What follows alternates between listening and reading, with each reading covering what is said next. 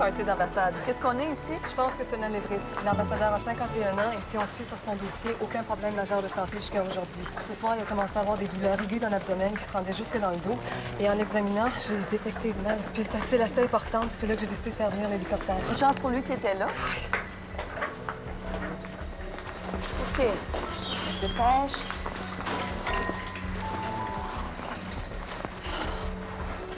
OK, je veux CBC, des électrolytes, groupés croisés pour 10 unités. OK, on le monte directement au bloc apparatoire. Je me change puis je te rencontre là. OK.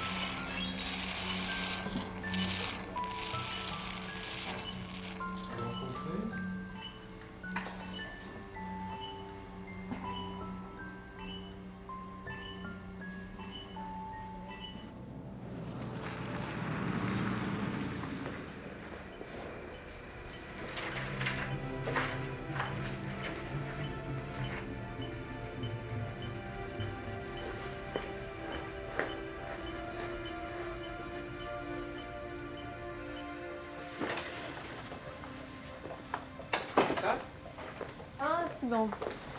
L'opération est terminée. Ça va l'air d'en arracher pas mal, hein? Ben, le pouls est bon dans les deux jambes. Pensez-vous qu'il va s'en remettre? C'est un peu trop tôt pour savoir. Il va falloir attendre. Mon oncle m'avait jamais dit que c'était un vétéran. Ben, je pense pas que ce soit le cas. Tu sais, ici, au Centre médical de la Défense nationale, on soigne aussi les hauts fonctionnaires. Bizarre. J'avais toujours pensé que la médecine militaire, c'était comme... Comme quoi? Marche? ouais, comme à peu près. En tout cas, j'avais jamais pensé que c'était aussi normal. Ça dépend de ta définition de normal, je suppose. On m'a dit que t'es en médecine. Qu'est-ce qui t'intéresse? C'est dur à dire comme ça, là. Ben, mettons qu'à date, ça me dérangerait pas d'avoir quelque chose qui me permettrait de dormir plus que 4 heures par nuit. T'es en quoi, la première année de médecine? En plein ça. T'as des choix difficiles qui t'attendent, hein? La médecine générale ou la spécialisation, le soin aux patients ou la recherche. Le seul problème, c'est de savoir comment décider, hein? Tu sais, c'est un peu comme faire un diagnostic. Regarde, il faut que tu obtiennes toute l'information possible, puis ensuite, tu étudies toutes tes options. Pas vrai? Oui. C'est à peu près la même chose. Par exemple, est-ce que tu as déjà envisagé une carrière militaire? Ah oui, ça, j'ai déjà pensé quand j'ai su qu'ils payaient les particularités. Tu sais, une étude en médecine, ça coûte assez cher. Surtout que, bon, si je veux me spécialiser... Mais quand j'y ai repensé, il m'est revenu des souvenirs de quand j'avais 12 ans, mes camps d'été. J'ai jamais vraiment aimé ça, dormir sous la tente. Je pense que tu te trompes de film, Simon. Regarde autour de toi. T'en vois-tu des tentes? Tu penses quand même pas que le caporal Cligneux est caché derrière la porte, j'espère? C'était un égout de bonheur ce matin? Oui, les derniers tests sur les nouvel équipement de plongée. Ah bon?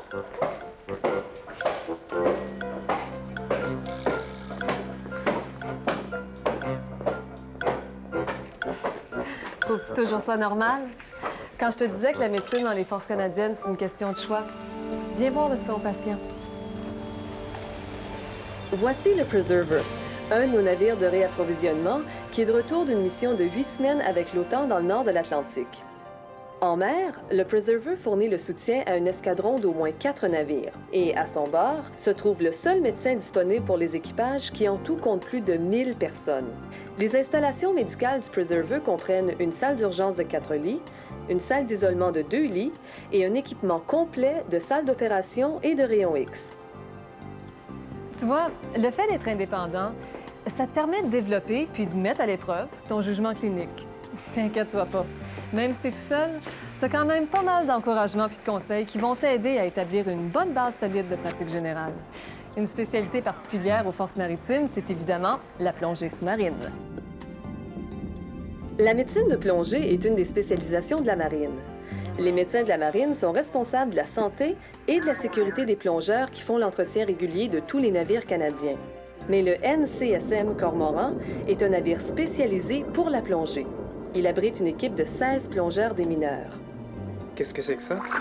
Ça, c'est des experts entraînés à des tâches complexes, à de grandes profondeurs et pendant de longues périodes. Rien de routinier dans ce genre de travail-là. Hey, ce plongeur-là a l'air en état de choc. La plongée, de par sa nature, comporte des risques. Le cormoran possède son propre caisson de décompression pour les plongeurs qui remontent trop vite ou ceux qui souffrent de la maladie des caissons. Watch his hose. Okay, yellow diver. Le plongeur est soumis de nouveau à la même pression, puis à un rythme contrôlé, on le ramène à la pression de la surface. Stop. Problem. Yes, divers experiencing chest pains and sweating profusely. Cyanosis is setting in. Des cas extrêmes peuvent nécessiter une intervention médicale. Roger, diving in 165. Check his pulse rate. Vous voulez dire qu'on peut médicalement opérer à une profondeur de 165 pieds, 50 mètres dans un caisson de décompression? Des fois, on n'a pas le choix. Ici, une décompression trop rapide a causé un pneumothorax. Il faut le traiter avant de le ramener à la surface. Ça veut dire que sans le caisson, il serait... Mhm. Mais avec le caisson et les soins d'un spécialiste en médecine hyperbare, il va bien s'en tirer. Comment vous avez fait ça? Je te l'ai dit, c'est comme une immense installation médicale. Hey, il y a de l'eau qui... Fais-toi-en pas, ça arrive des fois. Ouais. Pourquoi? Ils ont l'air à vraiment savoir ce qu'ils font. Hein? La médecine de plongée, c'est seulement une des spécialités pour lesquelles les forces canadiennes sont reconnues.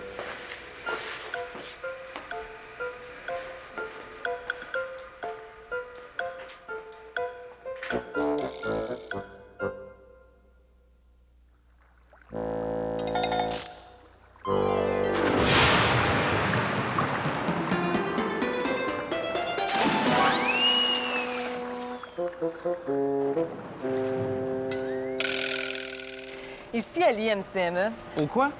l'Institut militaire et civil de médecine environnementale. On est continuellement engagé dans des recherches d'avant-garde. Puis ça, qu'est-ce que c'est? La nouvelle navette spatiale? Non, pas tout à fait. C'est ici qu'on fait des recherches en plongée sous-marine et qu'on met au point les systèmes de plongée de protection les plus sophistiqués au monde. Viens.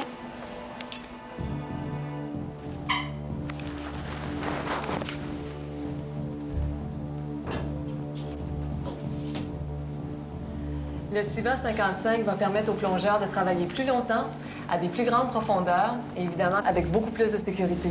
À quelle distance, à quelle profondeur ils peuvent descendre dans cette chambre-là?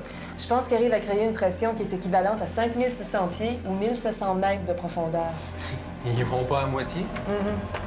On vient tout juste de calculer les nouvelles tables de décompression pour les forces canadiennes. Puis en passant, ces mêmes tables-là vont servir aux plongeurs commerciaux et sportifs à travers le monde. On a aussi mis au point un système Doppler pour la surveillance du taux de gaz dans le sang. Puis ça va aussi nous aider dans la recherche médicale de la maladie de la décompression.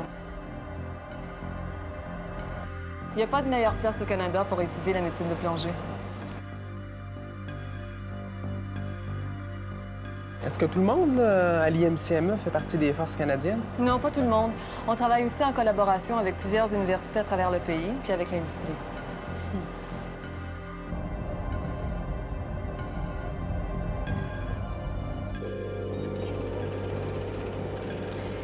L'IMCME est un des rares endroits au monde où on fait ce genre de recherche sur les effets physiologiques de l'accélération.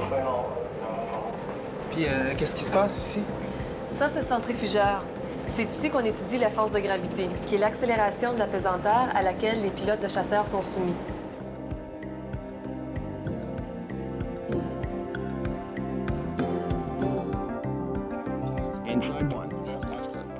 La médecine d'aviation est un autre champ de spécialisation de l'IMCME, qui est reconnu à travers le monde.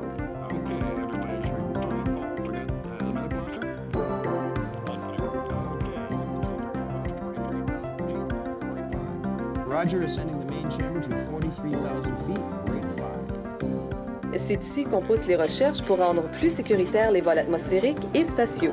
Plus sécuritaire. Ça s'appelle un appareil de mouvement angulaire de précision.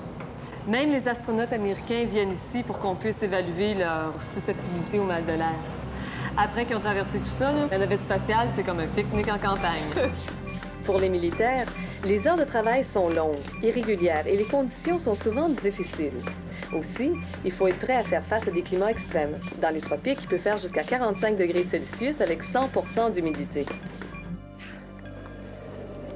Puis tu vois, à l'autre extrême de l'échelle, on met au point des vêtements et des procédés qui vont permettre aux gens de travailler confortablement, ou du moins survivre dans des conditions de froid intense. Comme quoi?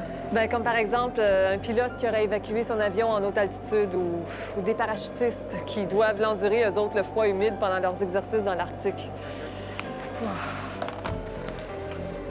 Viens-t'en. Je le savais, hein? C'est pire que dans les camps de vacances. C'est un choix énorme de domaine de spécialisation.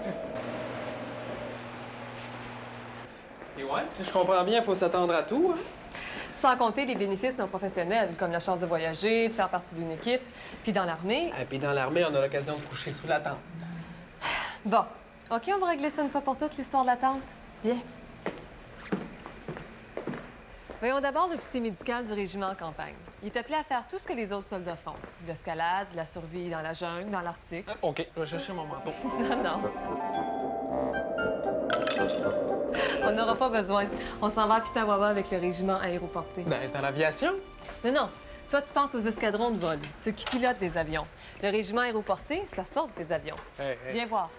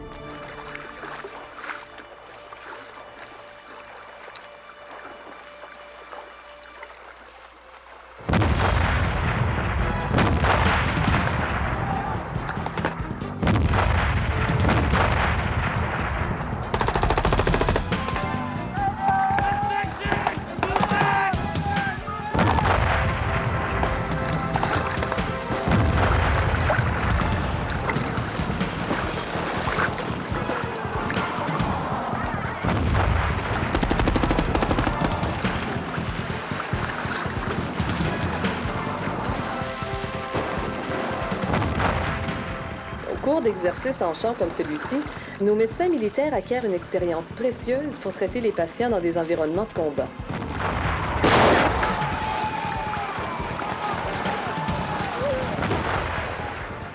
Un exercice, hein? Ça m'a pourtant l'air bien réel. C'est inévitable qu'il y ait des blessures quand on a autant de gens qui s'adonnent à des activités dangereuses. Comme sauter d'un avion.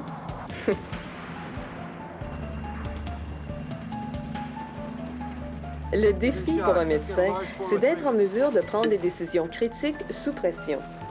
Un médecin militaire au poste sanitaire d'unité situé au front fait des évaluations immédiates et administre les premiers soins, stabilise l'état des blessés ou les achemine vers des installations médicales de plus grande envergure. Les médecins qui travaillent si près du front, même s'ils sont omnipraticiens, doivent posséder des compétences en traumatologie. Get the ambulance ready. He's got to go back.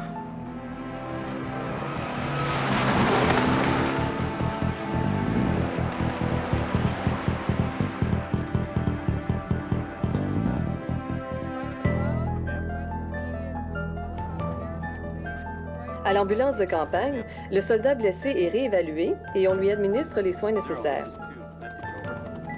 Mais les blessés graves sont envoyés à l'hôpital chirurgical avancé.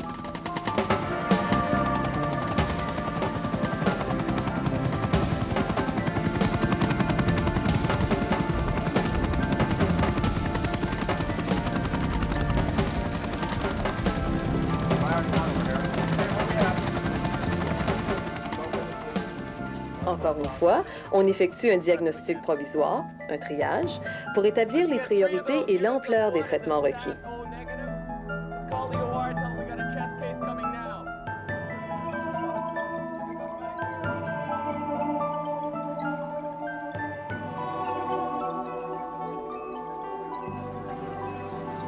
Got a retractor in here too. Do you have a deaver? Même s'il s'agit d'une unité mobile qui se déplace avec la brigade, l'hôpital chirurgical avancé est un hôpital général complet, sous la tente, doté de spécialistes. Difficile à croire. Il reçoit la même qualité de soins que dans un hôpital d'une grande ville. Peut-être même de meilleure qualité. Et je peux te dire aussi que la nourriture est meilleure que celle de n'importe quel hôpital de grande ville. La nourriture est bonne aussi. Ça se peut-tu? Écoute, les conditions de travail sont assez dures, les forces comprennent ça. C'est important de garder un bon moral. Avec l'avantage que tu commences comme officier, c'est quand même pas le bas de l'échelle. Tu es respecté par les autres membres de ton équipe. Puis même en campagne, on essaie de prendre bien soin de toi. Mettons qu'un gars serait intéressé à faire carrière dans les forces canadiennes.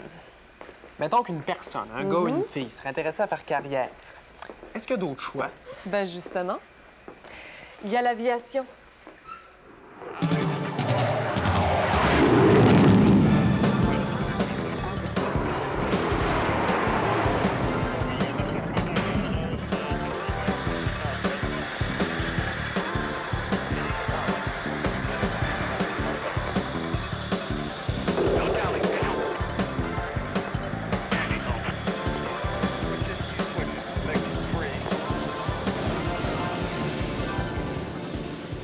Bagotville. Ici, on trouve un des escadrons d'appui tactique de CF-18, notre avion de combat principal. La force d'accélération et les caractéristiques de son maniement rendent le pilotage du CF-18 très exigeant. Le médecin militaire dans les forces aériennes vole avec l'escadron auquel il est attaché. Sa tâche est tout simplement d'assurer que les pilotes sont aptes à piloter. Il se base sur son expérience personnelle et sur les manuels de référence pour expliquer le phénomène d'affaiblissement de la vision qui est provoqué par la force G et qu'on appelle le voile gris. C'est-à-dire que le pilote qui va prendre... Les tâches particulières du médecin militaire dépendent de son affectation. Mais quel que soit le lieu de travail, le médecin militaire est considéré comme membre essentiel de l'équipe des forces canadiennes. J'imagine que vous allez me dire que ça, c'est juste un souper de tous les soirs. Non, c'est un événement spécial, mais qui a lieu régulièrement et qui fait partie de la vie dans les forces. Régulièrement. Il va falloir que je me mette au régime. L'exercice physique ici, c'est régulier. Ça fait partie de notre vie de tous les jours. Puis comme on a un peu l'obligation de se tenir en forme, mais c'est pratique d'en avoir l'occasion. Ben, ça, c'est un avantage qu'on n'a pas dans le civil. Ben, à part peut-être les dermatos. Oui, les dermatos. Tu sais, Simon, c'est pas tous les aspects de la médecine dans les forces canadiennes qui sont différents de la pratique civile. On met l'emphase sur la traumatologie, la médecine sportive et la médecine d'urgence parce que la plupart de nos membres sont jeunes et en bonne santé, et ça donne à des activités qui comportent un haut degré de risque.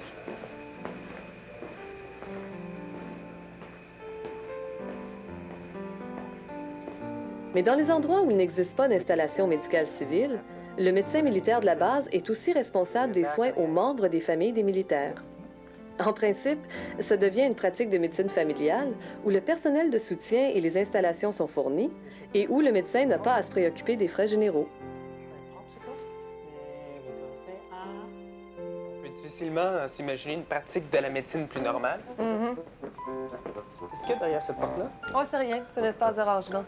C'est vrai, tu sais, dans la même journée, tu peux pratiquer la médecine la plus ordinaire ou la plus extraordinaire.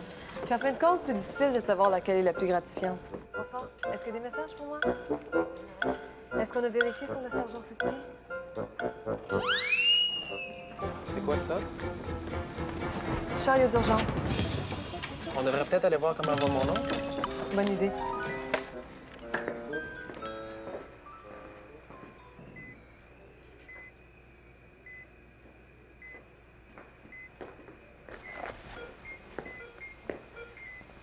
Ah ben, il est stable, ça va bien.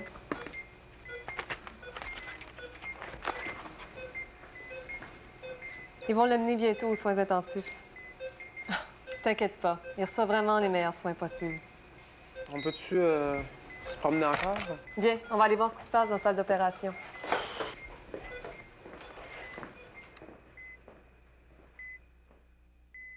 CMDM dessert les militaires, les membres officiels du gouvernement, ainsi que les vétérans et les dépendants quand le besoin se présente et que l'espace est disponible.